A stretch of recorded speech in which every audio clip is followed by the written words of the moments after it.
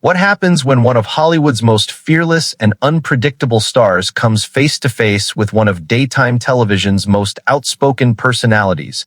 And what begins as a routine movie promotion suddenly spirals into a confrontation no one in the studio saw coming? What unfolded next left the audience frozen in silence and turned an ordinary interview into the moment everyone would be talking about.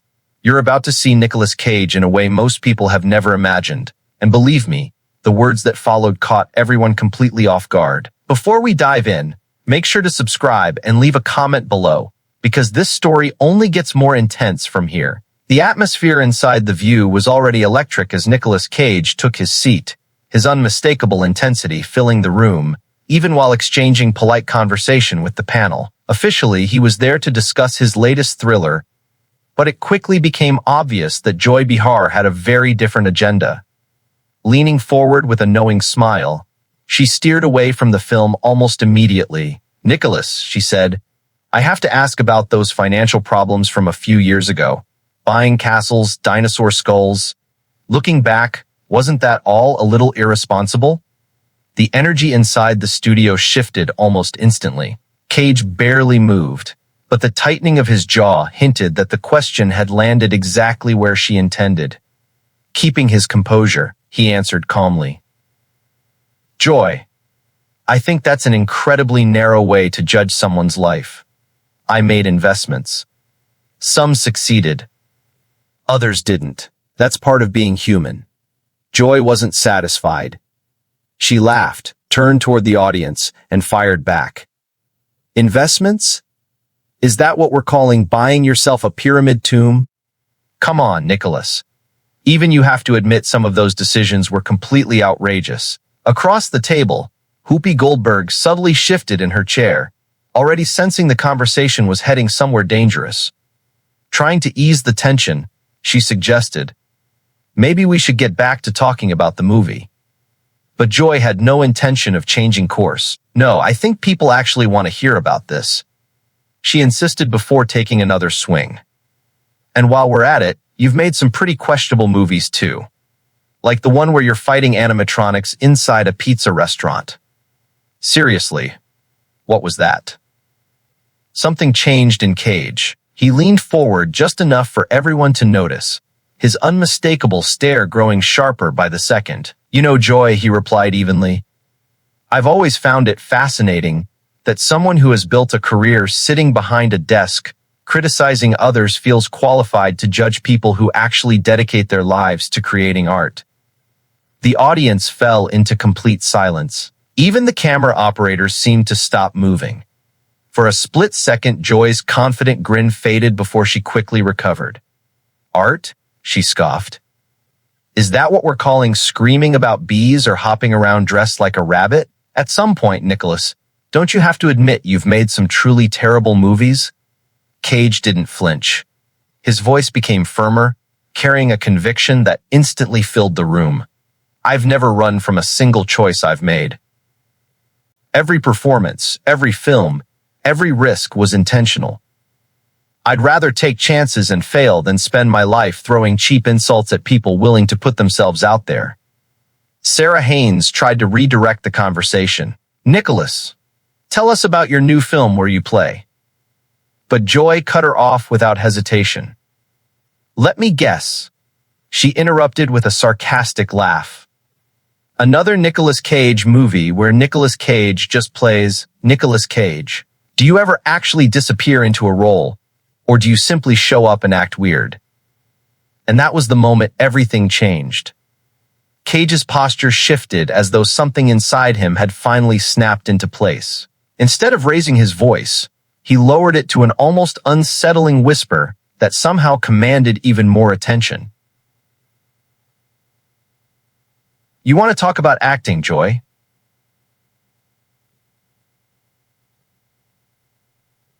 Then let's talk about what acting really is. It's about honesty. It's about exposing emotions most people spend their entire lives hiding. It's about committing yourself completely to something that demands vulnerability, discipline, and courage." Joy responded with an exaggerated eye roll.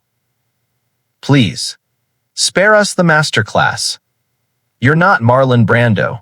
You're the guy running around talking about stealing the Declaration of Independence.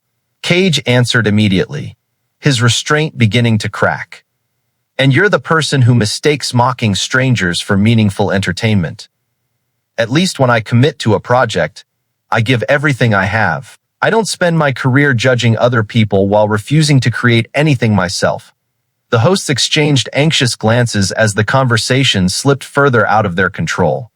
It no longer felt like a celebrity interview. It felt like a collision neither side intended to walk away from quietly.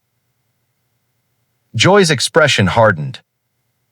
Contributing nothing? She shot back, clearly offended. I've been in this business longer than you've even been acting, sweetheart. I've interviewed presidents, reported on major events, and covered real stories while you were still figuring out how you got into Hollywood. Cage's eyes locked onto hers without hesitation. There it is, he said. The real Joy Behar. The moment facts stop working, you reach for personal attacks and assumptions. Just so we're clear, I earned everything I have through years of training, relentless work, and taking creative risks that comfortable talk show hosts would never even consider. Comfortable? Joy's voice rose dramatically. You think this job is easy?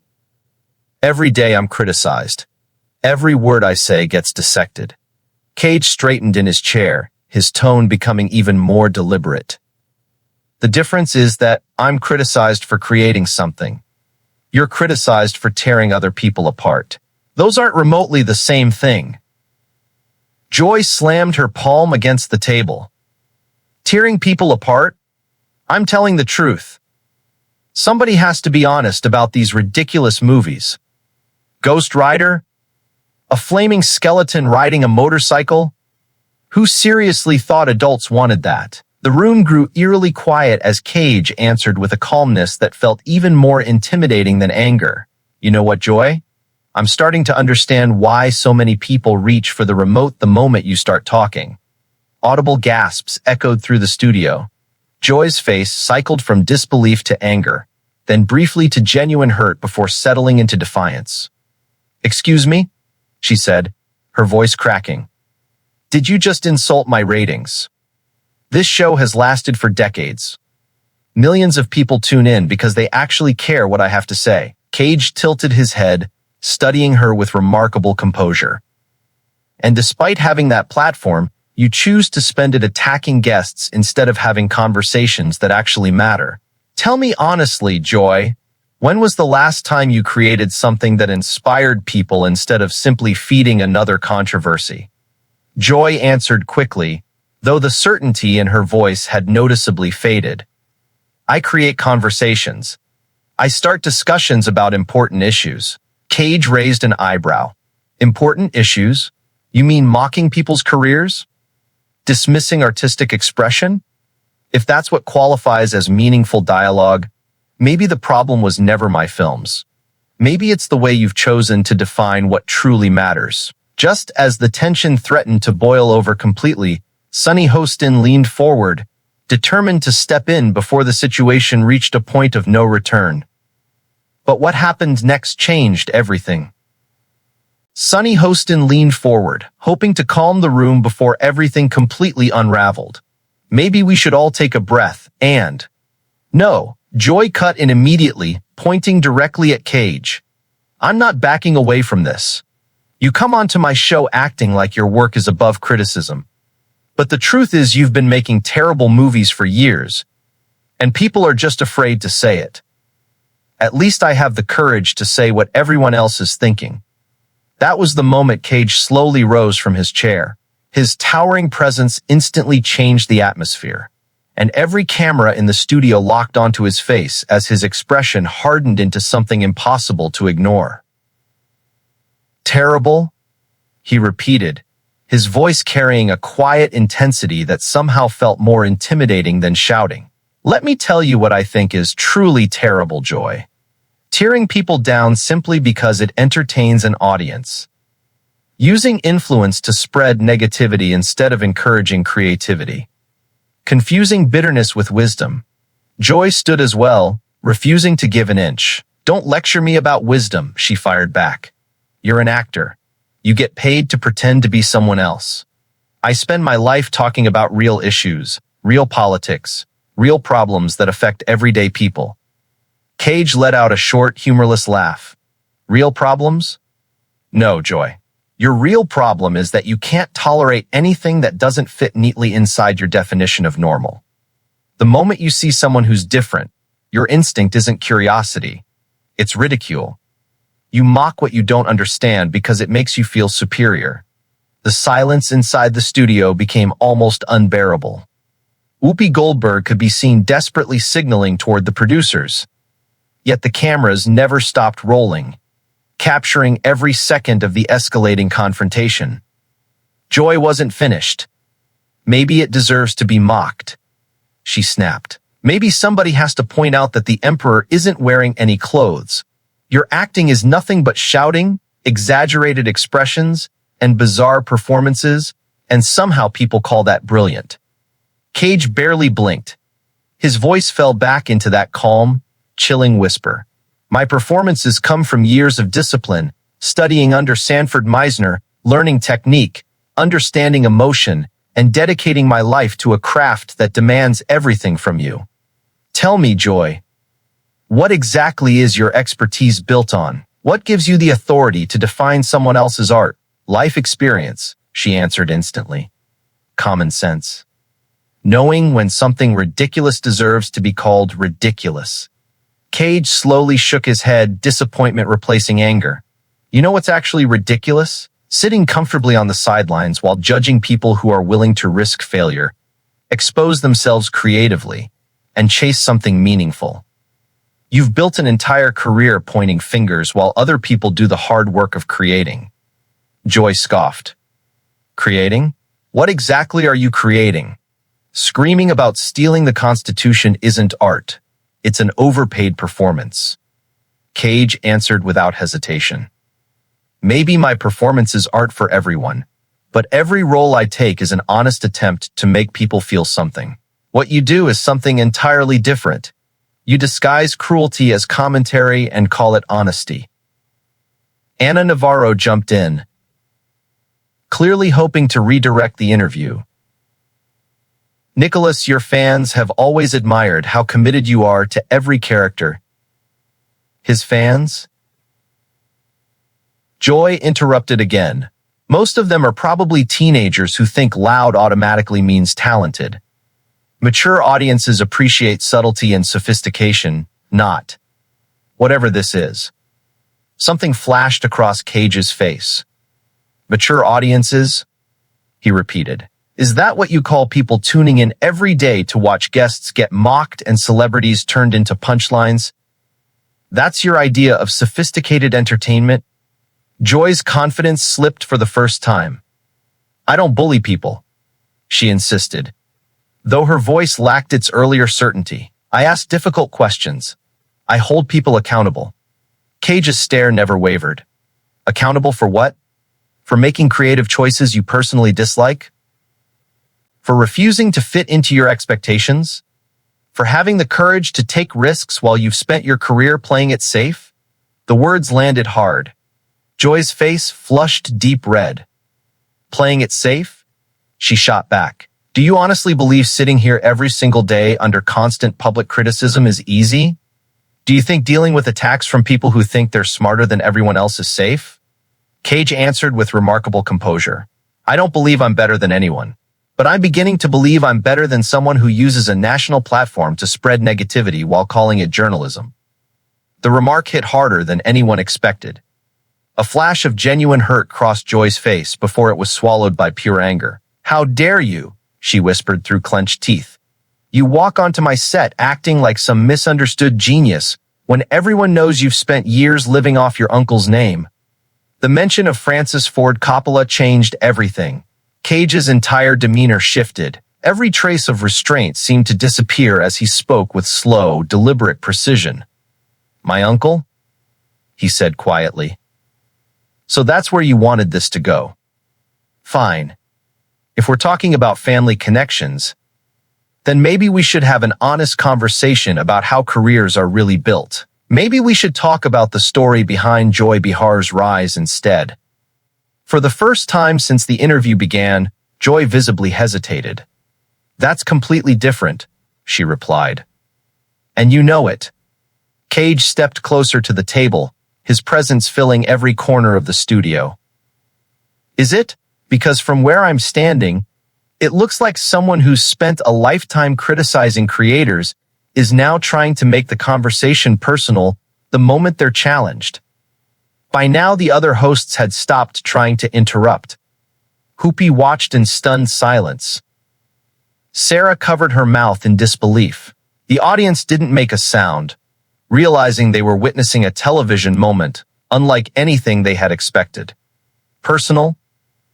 Joy's voice cracked with frustration. "You made it personal the second you attacked my intelligence, my career, and the people who watch this show. You think you can hide behind the label of tortured artist when everyone knows you're a punchline." Cage let out a cold laugh. "A punchline? No, Joy.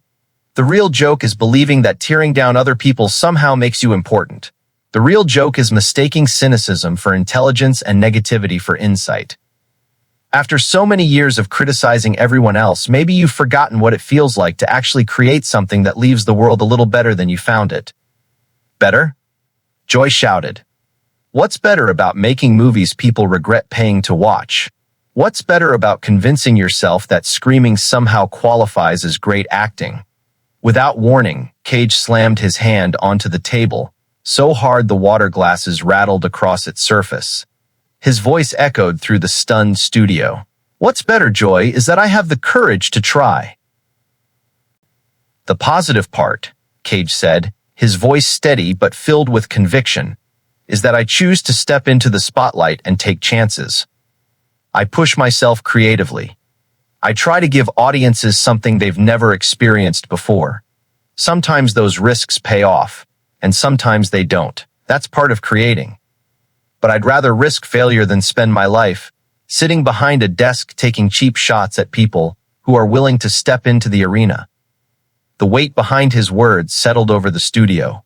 Whether everyone caught the deeper meaning or not, the message was impossible to ignore. Then his voice grew even stronger, filling every corner of the room with unmistakable passion. "You want to know what my films have always been about? They're about commitment. They're about believing in something enough to give it everything you've got. They're about refusing to play it safe in a world where too many people would rather criticize than create. Every role I've ever accepted, whether it reached millions of people or only a handful, has received the same respect, the same preparation, and the same dedication."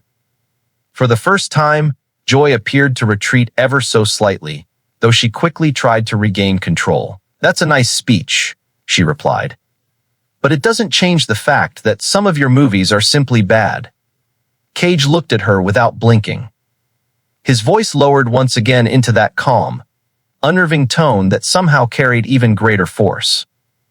"Bad according to whom?" "According to you? According to critics who confuse playing it safe with artistic excellence.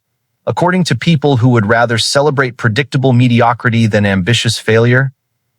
Joy hesitated before answering. "According to audiences, according to box office numbers, according to common sense." Cage slowly shook his head, and the frustration in his expression gave way to something closer to disappointment. "That's exactly the problem, Joy. You believe art is supposed to fit neatly into categories. You think creativity should always make people comfortable. You've spent so much time living inside that mindset that you've forgotten how to recognize authenticity when it stands right in front of you." Joy's voice climbed higher as she searched for another angle. "Authenticity? Is that what you call buying dinosaur skulls and pyramid tombs? Is that supposed to prove something?" Instead of rattling him, the personal jab only seemed to strengthen his resolve. "You know what? Yes, I've made unusual choices. I've collected unusual things. I've lived a life that many people wouldn't understand. But I'd rather be remembered for having the courage to live differently than for spending my career judging everyone else from a safe distance. I never hid behind easy opinions or manufactured outrage." Joy's hands were visibly trembling now, whether from anger or the pressure of the moment was impossible to tell. "I'm not hiding," she fired back. "I'm saying what needs to be said. Somebody has to call out the nonsense." Cage's response thundered through the studio. "The real nonsense is believing that destroying people is the same thing as offering criticism. The real nonsense is thinking negativity somehow makes you important. And the biggest waste of all is having a platform capable of inspiring millions, only to use it to spread bitterness instead of celebrating creativity, courage, and imagination." The room fell into complete silence. No applause. No whispers. Even the camera operators seemed frozen, unwilling to interrupt the extraordinary moment unfolding before them. Joy made one final attempt to recover. "I'm not spreading negativity," she insisted. "I'm just being honest. I'm not going to pretend everything is wonderful when it isn't." Cage looked at her quietly for several long seconds before speaking again, and when he finally did, every word carried unmistakable weight. "Joy, the saddest part is that I believe you actually mean that. Somewhere along the way you've convinced yourself that negativity equals honesty, that cruelty is the same as truth, and that dismissing what you don't understand is somehow a virtue. But here's what you'll never get to decide. You don't get to define what art means to another person. You don't get to decide what inspires someone, what gives them hope, or what changes their life. The only choice you truly have is whether you'll leave this world with more encouragement in it, or more negativity." He stood tall, every bit the commanding presence audiences had admired for decades. "I genuinely feel sorry for you, Joy," he said quietly, "because somewhere along the way you forgot why art exists in the first place. It exists to connect people, to make them feel, to remind us of our shared humanity. Instead, you've chosen to use your voice to divide, ridicule, and diminish. And the most tragic part is that you've convinced yourself that's an accomplishment." Joy opened her mouth to answer, but nothing came out. For one astonishing moment, the woman known for always having the last word had none at all. Cage calmly adjusted his jacket, his composure completely restored.